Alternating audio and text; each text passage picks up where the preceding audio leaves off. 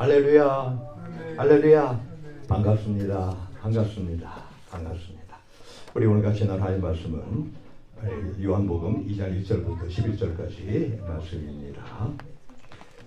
물로 된 포도주, The water turned into water, wine. The water turned into wine. 이라고 하는 그 제목하에서 우리 하나님의 말씀을 함께 나누도록 하겠습니다. 제가 먼저 읽고 또 여러분이 한 절 읽고 우리 하나님의 말씀을 번갈아 교독하면서 받도록 하겠습니다. 1절입니다. 사흘되던 날에 갈릴리 혼의 가나에 혼인이 있어 예수의 어머니도 거기 계시고 예수와 그 제자들도 혼인의 청함을 받았더니 포도주가 모자란지라 예수의 어머니가 예수에게 이르되 저에게 포도주가 없다 하니 예수께서 가라사대 여자여 나와 무슨 상관이 있나이까 내 때가 아직 이르지 못하였나이다. 그 어머니가 하인들에게 이르되 너희에게 무슨 말씀을 하시던지 그대로 하라 하니라. 거기 유대인의 결례를 따라 두세 통 드는 돌 항아리 6이 놓였는지라. 예수께서 저에게 이르시되 항아리에 물을 채우라 하신즉 아구까지 채우니 이제는 떠서 연회장에게 갖다 주라 하심에 갖다 주었더니 연회장은 물로 된 포도주를 맛보고 어디서 났는지 알지 못하되 물 떠온 하인들은 알더라. 연회장이 신랑을 불러 말하되 사람마다 먼저 좋은 포도주를 내고 취한 후에 낮은 것을 내거늘 그대는 지금까지 좋은 포도주를 두었도다 하니라. 다같이 예수께서 이 처음 표적을 갈릴리 가나에서 행하여 그 영광을 나타내심에 제자들이 그를 믿으니라. 아멘.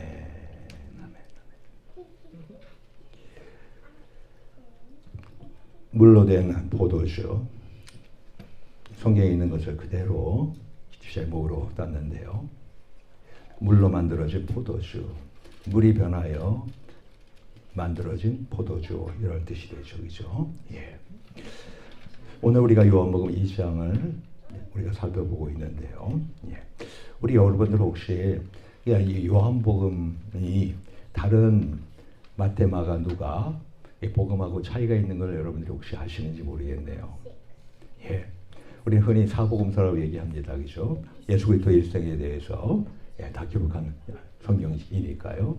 근데 공관복음이라고 해서 거의 같은 시각으로 쓰여진 복음은 요한복음, 거기서 요한복음은 제외가 됩니다. 마태, 마가, 누가가 그렇습니다. 그리고 요한복음은 다른 세 개의 복음서보다 또 다른 하나의 독립된 복음서가 되고 있어요.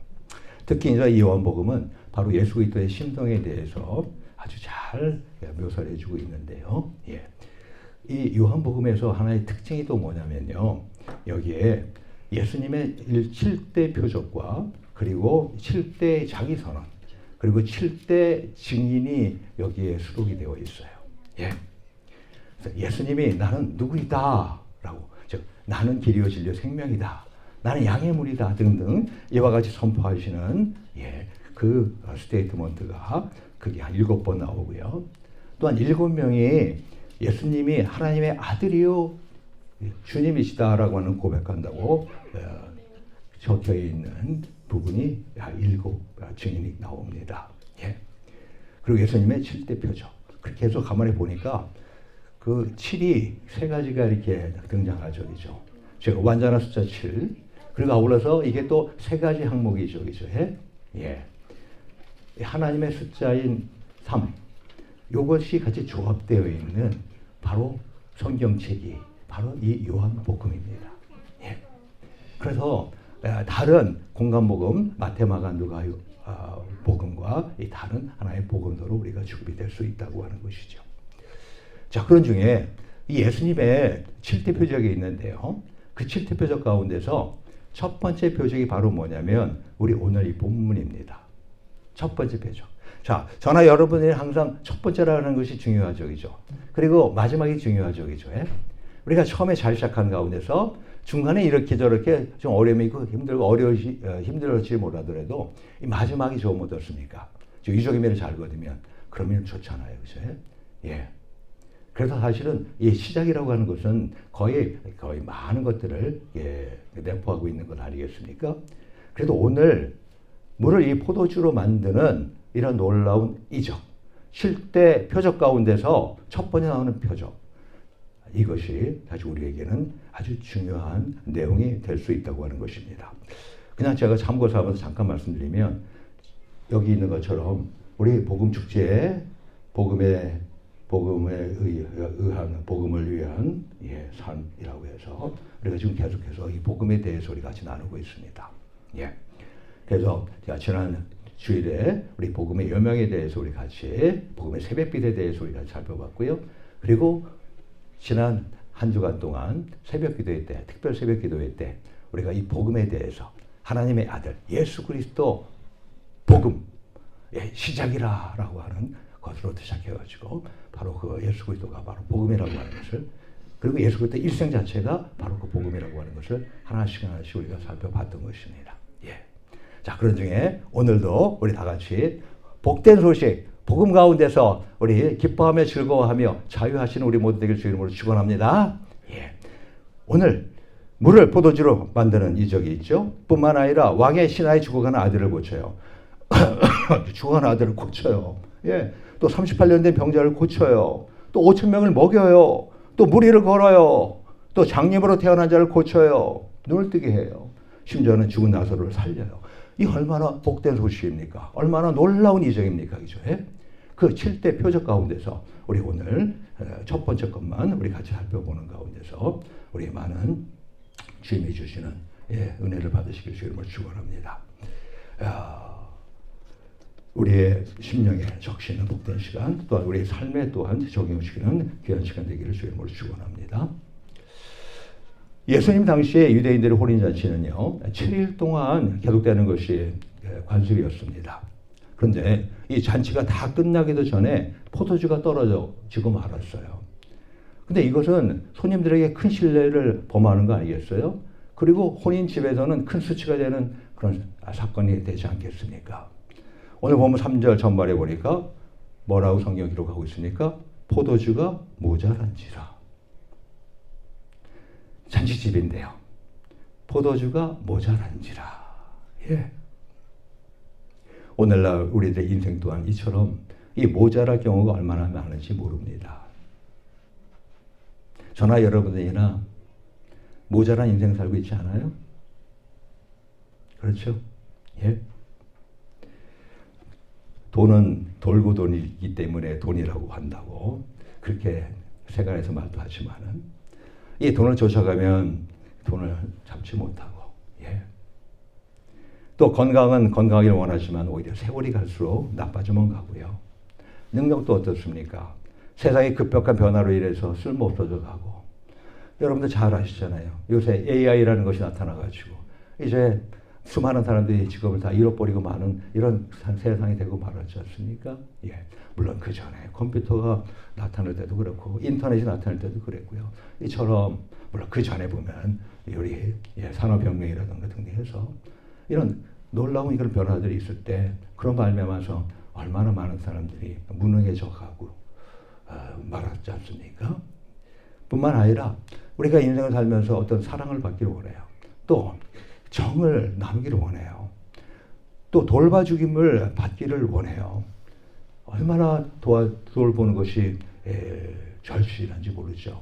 특히 이제 혼자 스스로 생활할 수 없는 분들은 옆에서 도와주지 않으면 혼자 살아갈 수 없잖아요. 근데 주인은 삭막하고요. 예. 또 우리 연약하고 무능한 인생은요 늘 모자란 가운데 우리가 지내게 되지 않습니까? 근데 너무나도 복된 소식이 있습니다. 우리 신앙인들에게는요. 우리 신앙인들은 풍족한 삶을 살아갈 수 있습니다. 이게 얼마나 복된 소식이에요. 예. 영원 육간에. 그러면 우리가 어떻게 할 때 우리는 그 빈곤한 인생의 삶을 풍요롭게 할 수 있을까요? 양적으로 질적으로 놀랍게 변화된 삶을 우리가 영이순간에 살아갈 수가 있을까요? 라고 하는 것입니다.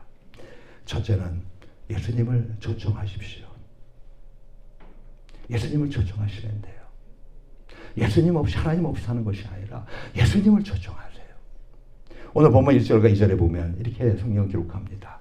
사흘 되던 날에 갈릴리 가나에 혼인이 있어 예수의 어머니도 거기 계시고 예수와 그 제자들도 혼인의 청함을 받았더니,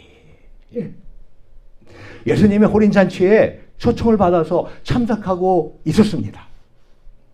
그때 어머니 마리아가요, 포도주를 모자라다고 하는 얘기를 듣고 예수님의 만두로 공급할 것을 은근히 요청을 했었잖아요. 거기에 이제 본문 3절 후반에 있는 거예요. 예수의 어머니가 예수에게 이르되 저에게 포도주가 없다 하니. 그러나 예수님은 뭐라고 답변하십니까? 아직 본인의 때가 아니기 때문에 본인과 상관이 없다고 말씀하셨죠. 어머니의 부탁을 들어주려 선뜻 응하지 않았습니다. 그게 본문 4절 말씀 아니에요? 예수께서 가라사대 여자여 나와 무슨 상관이 있나이까? 내 때가 아직 이르지 못하였나이다 라고 얘기하지 않습니까? 예. 우리 구약을 보게 되면요, 자, 여러분들은 이걸 아셔야 돼요. 구약은 그림자입니다. 구약은 모형입니다. 보면 신약은 뭐예요? 신약은 실상이에요. 예? 실제예요. 그래서 우리 구약의 그림자로 나타나는 것이, 예, 실상으로 나타나는 것을 기록한 것이 신약이거든요. 예. 우리 구약에 보면 이 하나님의 사람인 선지자를 초청하는 그런 경우가, 예, 등장을 합니다. 수넴 여인이 갈멜산에 머무는 선지자 엘리사를 찾아왔어요.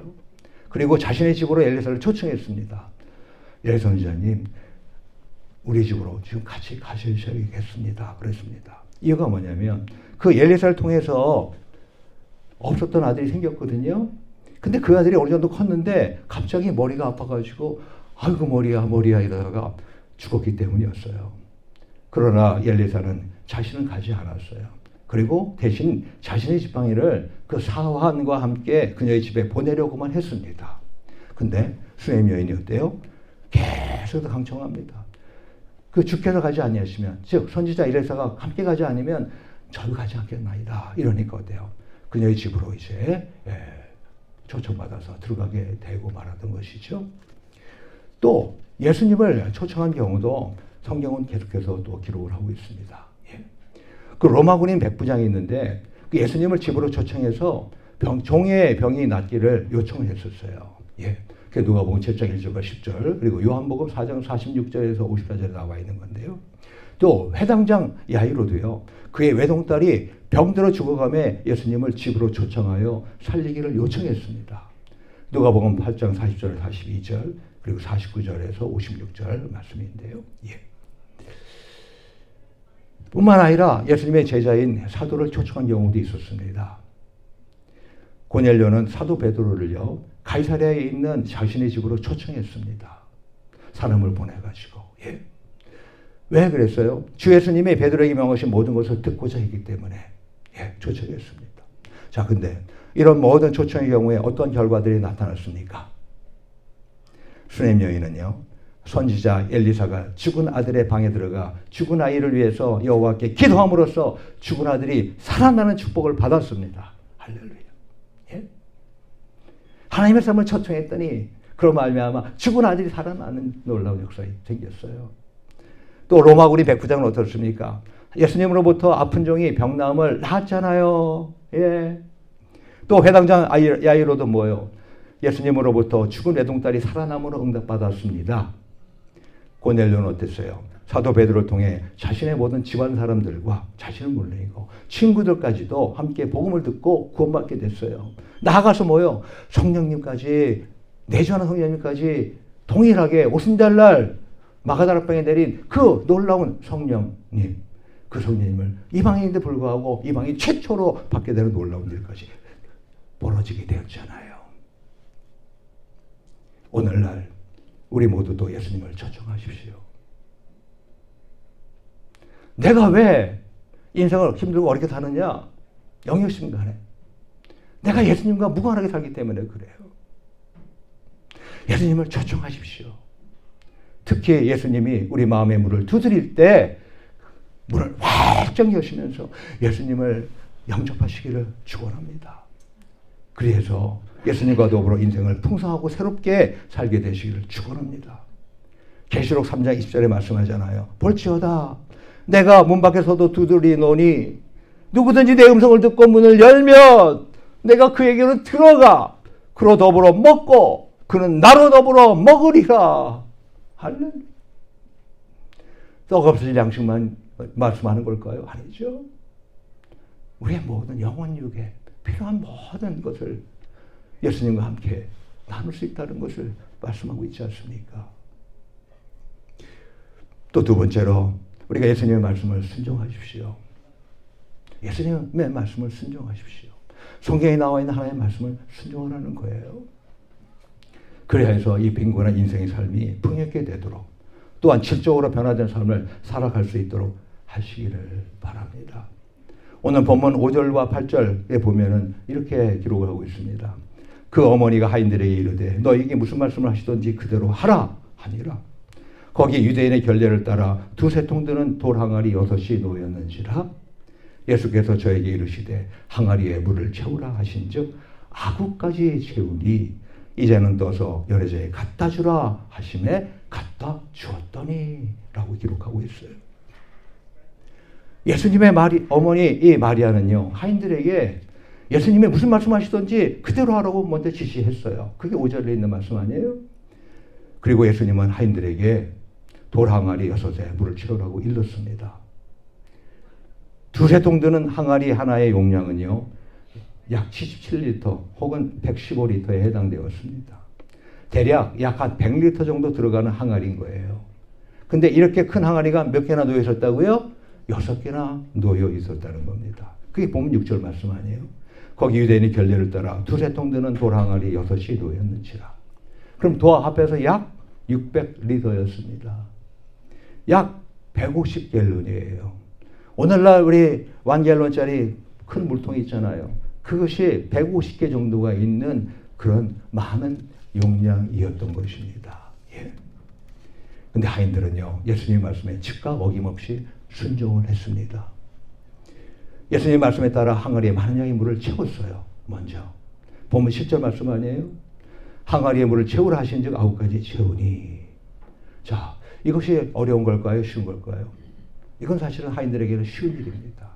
하나님도 여러분들에게요, 순종하려고 할 때요, 여러분들이 할 수 있는 것을 먼저 순종하라고 행하도록 권유하십니다. 가령 아시잖아요. 베드로가 그가 예수님으로부터 부름 받을 때 예수님이 뭐라고 얘기합니까? 그 베드로의 배를 자, 조금 호수에서 띄워라 그러잖아요.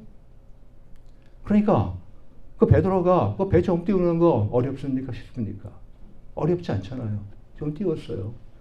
그 다음에 예수님께서 거기에 올라셔가지고 그때 산상수훈이라고 하는 그 주옥 같은 말씀을 선포하고 하는 거 아닙니까? 예. 그러고 나서 어떤 일이 벌어지지 아시죠? 예. 자, 저 깊은 곳에 가죠. 저 깊은 곳에 가서 그물을 던져라. 근데 그때 뭐라고 말해요? 베드로가요. 밤이 맞도록 수고했지만 그래 잡은 것이 하나도 없지만 주의 말씀에 의지하여 내가 그물을 내리리다 그러잖아요. 예. 이것처럼 저나 여러분들에게 처음에 주님은 얼마든지 우리가 할 수 있는 것을 말씀하십니다. 근데 안타깝게도 어떤 날은 어때요? 그렇게 할 수 있는 것 불구하고 기분 나쁘고 내지는 뭐 여러저러 이러해가지고서 예? 아니 난 못해요. 거절하는 경우가 얼마나 많아요. 근데 저와 여러분들은 절대 하나님의 말씀에 거절하지 않고 받아들이시는 우리들 되게 주 이름으로 축원합니다. 예. 하인들로서는 어려운 일이 아니었는데 왜냐하면 평상시에도 늘 물을 길러서 필요한 용도에 쓸 수 있도록 준비했었을 거 아니겠습니까? 그렇잖아요, 이전에. 예. 근데 이제 그 다음에 예수님은 말씀하십니다. 뭐라고요? 이제는 떠서 연회장에 갖다 주라. 그렇게 말하는 겁니다. 그랬는데 그 하인들이 믿음이 너무너무 대단한 거예요. 그 말씀에 순종하는 겁니다. 맹물이잖아요, 맹물. 자포린들이 와서 맹물 길어가지고 맹물 채운 거 알잖아요. 누구보다도 기초에. 근데 그 항아리 물을 떠서 연회장에게 갖다 주라는 거예요. 그래서 그들이 갖다 주었더니 라고 성경은 기록하고 있습니다. 이 행동에는 엄청난 모험이 내재되어 있었습니다. 맹물인지 누구보다 잘 알고 있는 하인들이었는데 이 맹물을 떠다가 포도주를 원하는 연회장은 포도주를 원했거든요. 근데 이 포도주 원하는 연회장에게 갖다 주는 것은 쉽지 않은 순종이었던 거예요. 맹물을 갖다 주었으니까 이 맹물을 왜 이 맹물을 가져와? 그 연회장이 화를 낼 수도 있잖아요. 그게 얼마든지 예견될 수 있잖아요. 또 그로 인해서 이 결혼 축제장이 갑자기 얼음처럼 싸늘하게 바뀔 수도 있었고요. 나아가 비록 종이지만 주인으로부터 쫓겨날 수도 있게 되는 그런 상황이 벌어지지 않겠습니까? 예. 근데 종들은 예수님께서 하신 말씀대로 그대로 순종했어요.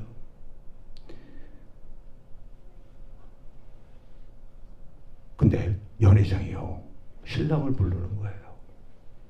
그리고 신랑한테 말하는 거예요. 그때 그걸 지켜보는 하인들은 과연 어땠을까요? 그들의 마음이 아마 그냥 쿵쾅쿵쾅 초조하고 불안하고 아마 그랬을 거예요. 예?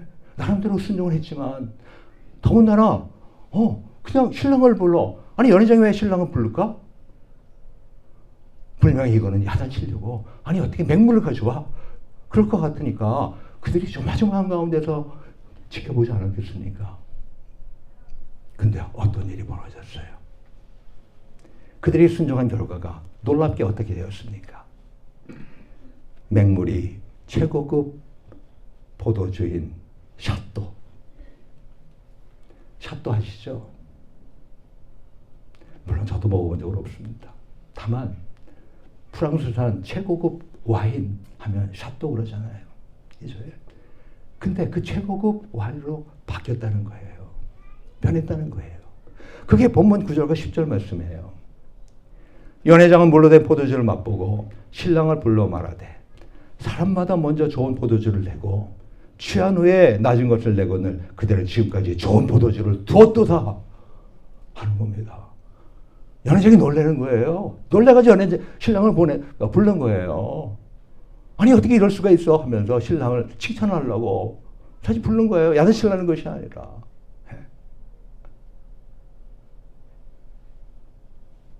취하고 나면 사실은 모르잖아요. 이게 좋은 포도주인지, 이게 좋은 포도주인지, 나쁜 포도주인지.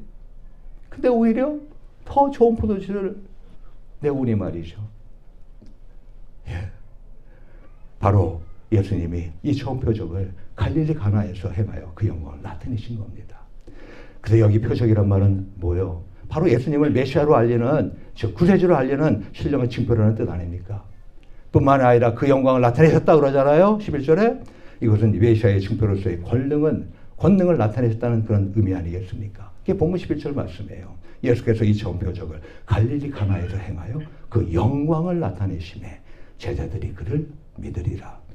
우리 한글 성경에는 제자들만 나와 있지만요. 우리 영어와 원을 보게 되면요. 형제들이 그를 믿으리라 이렇게 되어 있습니다. 제뿐만 아니라 그 형제들도 3년 동안 같이 자라왔던 그 형제들도 와, 우리 형이 이게 정말 메시아구나 라고 하는 것을 믿었다라고 하는 것입니다. 예. 얼마나 놀라운 표적이에요. 예. 근데 우리가 여기서 한 가지 반드시 짚고 나가야 될 한 가지 포인트가 있습니다. 바로 뭐냐면 이 물로 된 포도주의 이적을 체험한 사람은 누구였습니까?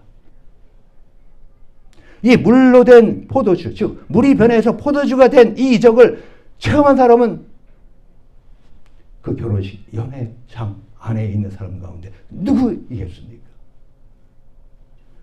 결혼식을 주관하는 연회장이 아니었잖아요. 연회장이면 모든 걸 다 주관하는 사람 아니에요. 모든 거 다 알고 있잖아요. 근데 그도 이걸 몰랐어요. 다만 아주 맛있는 포도주를 그냥 맛봤을 뿐이었죠. 그게 오늘 본문 9절 전반에 있는 거 아니에요. 연회장은 물로 된 포도주를 맛보고 어디서 났는지 알지 못하되, 어디서 났는지 알지 못하되. 예. 그러면 누가 이 물로 된 포도주의 이적을 체험했겠습니까? 바로 하인들이죠. 예수님의 말씀을 조금 더 평가절하지 않고 있는 그대로 순종한 하인들이었습니다. 그게 본문 9절 중반에 있는 말씀 아니에요? 물 떠온 하인들은 알더라. 물 떠온 하인들은 알더라. 할렐루야. 예수님의 말씀대로 그대로 순종한 사람들은 알더라. 예? 물이 포도주로 변한 것을 알더라. 오늘날 우리들 각자 인생에게도 부족한 것들이 참 많습니다. 모자람이 매우 많습니다. 우리 그 모자란 사람들을 도와주려고 참 밤낮을 가리지 않고 뛰는 분이 저기 앞에 이렇게 앉아 계세요. 예, 예, 우리 헤이디, 우리 사장님 쉽지 않은 일 정말 하고 계세요. 예. 근데 우리 헤이디 사장님도 먼저 예수님과 늘 함께 사는 삶을 사셔야 될 것 같습니다. 예수님을 초청해서 그런 가운데서 이제 그들의 마음과 어떤 육체와 그리고 음식 같은 것만 그리고 건강을 돌봐주는 것만 하지 거기도 그것도 잘하는 거지만 거기다 플러스 그들의 영혼을 먹이는 그런 일까지 할 수 있으면 얼마나 하나님이 기뻐하시겠습니까? 예? 본인도 영혼력이 살고 풍성하고 또 아울러서 본인이 예, 돌봐주는 사람들도 다 그렇게 될 테니까 말입니다. 예? 건강도 양호하지 못해요. 또 약을 의지하지 않으면 하루하루 살아갈 수 없기까지도 하잖아요. 그런 분들 계시잖아요. 또 입으로 또 넉넉지 못하고 또 먹을 양식도 변변치 못하고 잠잘 집도 마땅치 않고 직장도 제대로 구할 수 없어 전전긍긍하기도 하고요. 사업은 제대로 되지 않고 또 새로운 사업을 벌이기엔 이러저러 연유로 불가능하고 자녀들도 제대로 공부하지 못했고 자손들도 신통치 않고 등등등. 저나 여러분들은 얼마나 모자람이 많습니까? 이 시간 우리 모두 전지전능하신 예수님을 마음에 초청하십시다. 자신의 삶에 더 이상 무지무능한 자신이 운전대를 잡으려 하지 말고 예수님을 초청하여 예수님이 운전대를 잡고 삶을 인도해 가도록 나의 삶의 주인이 되도록 그렇게 하시지 않으시겠습니까? 그리고 하나님의 말씀에 납득, 나아가 용납되지 않더라도 절대 순종하십시다. 하인들이 이들이 예수님께서 시킨 것 그것이 납득돼서 갖다 줬습니까? 아니잖아요. 우리는요 하나님을 믿는다 하면서 하나님 말씀을 또한 우리가 깨달아 안다 하면서 사실은 하나님 말씀대로 행하지 않는 것이 얼마나 많은지 모릅니다. 왜요? 내가 그동안 교회 생활 해보니까 내가 그동안 신앙생활 해보니까 그리고 내가 나름대로 이렇게 보니까 이것까지는 안 되는 거야. 나름대로 하나님의 능력을 예수님의 그 은혜를 내가 평가절하고 지내는 것이 얼마나 많습니까? 하나님은요 우리에게 요구할 때 뺏으려고 요구하는 분이 아닌 것 아시잖아요. 하나님 말씀대로 하면 그 다음에 하나님이 보다 풍성한 것으로 채워주시려고 하는 걸 우리는 성경을 통해서 알고 또 본인의 삶 가운데서 또 그랬던 적들이 있지 않습니까? 왜 내가 지금까지 주님으로부터 누렸던 것을 여기까지만 누리고 왜 앞으로 더 누리지 못하고 왜 더 많은 것을 받으려고 하지 전쟁하려고 하지 왜 않으십니까? 그래요.